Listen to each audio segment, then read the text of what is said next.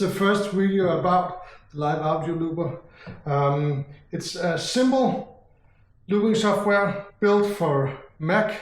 Until now I've been trying to use Ableton, and I've tried MainStage's Looper, I've tried Super Looper, all kind of things, but I was missing a simple one that just worked the way I like things to have. So the Live Audio Looper is more or less just a simple 8-track looper with a master track and 7 sub-tracks. These tracks are always synced to the master track. You can set them so they are in the same length or a multiply of that length. So you can have one with, if the master track is 2 bars, you can have 4, 6, 8, 10. Oh, I'm not good at that, good at numbers. Then I have, let's say, I have track selection here. Sometimes I have it like 1, 2, 3, but as I haven't got that many buttons on this controller, I tend to use track selection, and then I have track 1 here, so I always can get home. Then there's, if we select track 2, we can mute, unmute it, and we can stop, and we can clear it if we want. We can record over it if we want. Select another track, and we can stop that, and we can start this one. I just cleared the main loop, so I'll walk through that part later on. The principle is built from what I do when I loop, and it might be different for others, but I tend to have one master track, and then I sync the other tracks to that one. So if, for instance, we have master track 1 here, and then we have track 2, 3, 4, 5, 6, 7, and 8. It's quite simple. You can record on the track, dum dum dum dum dum dum, play it back. Now you can see there's no audio on it now because I'm not recording anything. But anyway, you can take track 2 and record, and then no matter where you start, it will fit into the first loop. So if I start here, I can press finish record, and it will record until that place in the loop.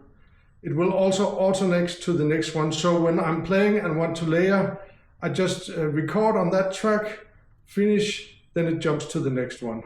Then you can mute tracks. Then this way they keep playing in sync, but you can make a break where it still is playing. You can also stop a track like that. And then it will, when you start it again, it will start from where the master track is. It's also possible to mute all, so let's do like that, and we mute this one, and then play, and all 3 are playing. The keyboard has also 1, 2, 3, 4, 5, 6, 8, just for track selection, arrows left, right for selecting the track. You can also say, let's go to track 5, record, and then you can shift R and it will end the recording at the track end and go to the next track. So that's the basic of it. Then we have the mute and play all tracks here. So you can also do that. You have a clear all and then export. And this one, just export all the recorded tracks to your download folder, which is instead of having, because I had in another program, I could export tracks, but then I had to go and select the folder, select the name, etc. This is just, when you want to export, you put it there, and then you can do what you want afterward, not in the middle of playing. In the setting, you can select the audio device. Currently, I'm using the Fractal FM9, which is really great for this stuff. You have the MIDI configuration and setting what folder you want to export the files in.